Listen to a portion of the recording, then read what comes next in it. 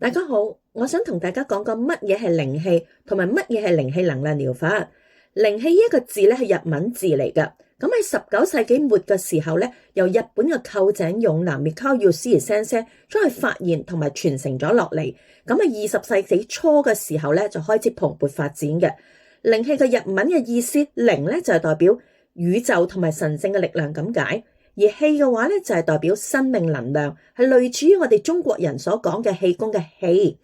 咁靈氣嘅意思咧就係大自然嘅能量，而靈氣最簡單嘅解釋嘅話咧就係能量醫學，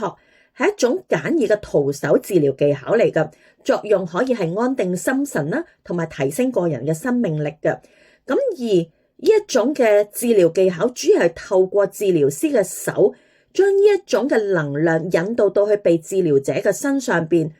去平衡啦，同埋去引導身體上面嗰個嘅氣，從而去達到治療嘅效果㗎。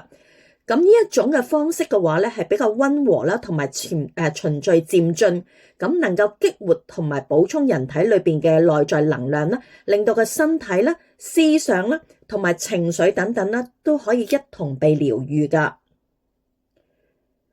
靈氣療法基本上面嗰個理念係啲乜嘢嘢咧？就係我哋會認同身體上面嘅能量係會影響身體嘅健康嘅，咁即係話如果能量係唔平衡或者受到阻塞嘅時候嘅話咧，咁身體咧就會導致一個不適啦，同埋嘅話咧身體就會出現疾病咯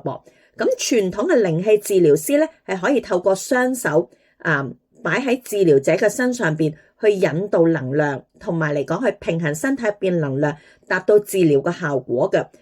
咁而全新嘅聖火靈氣能量咧，由於佢嗰個嘅能量係更加強大，咁佢可以透過治療師咧係以冥想引導嘅方式去引導呢一個氣，同埋或者我哋所講嘅能量啦，去到被治療者嘅身上邊，去令到佢嗰個能量場能夠調和啦，去促進身體嘅治癒嘅能力㗎。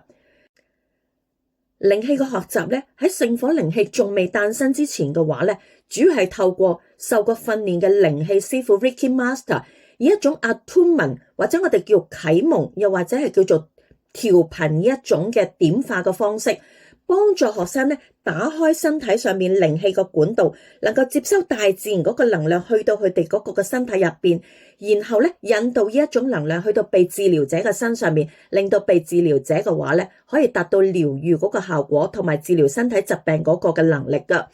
咁而聖火靈氣誕生之後嘅話咧，由於聖火靈氣嗰個能量係更加強大，咁佢可以以一種嘅 placement 叫做潛意識置放呢一種嘅點化嘅方式去傳授俾一個學生嘅。咁而學生咧係能夠重新啟動同埋連結自身嘅能量管道，令到佢哋能夠有能力去引導能量去到受治療者嘅身上邊啦，成為靈氣嘅使用者之餘嘅話咧，學生接受咗靈氣點化之後，就可以成為能量嗰個管道，同埋嚟講嘅話咧，可以強化內在嘅感知能力，提升細胞嗰個層次同埋震動頻率，幫助個人嘅情緒咧，同埋身體上面嗰個淨化，亦都可以作為養生啦、防病啦，同埋提升靈性嘅一種方法嘅。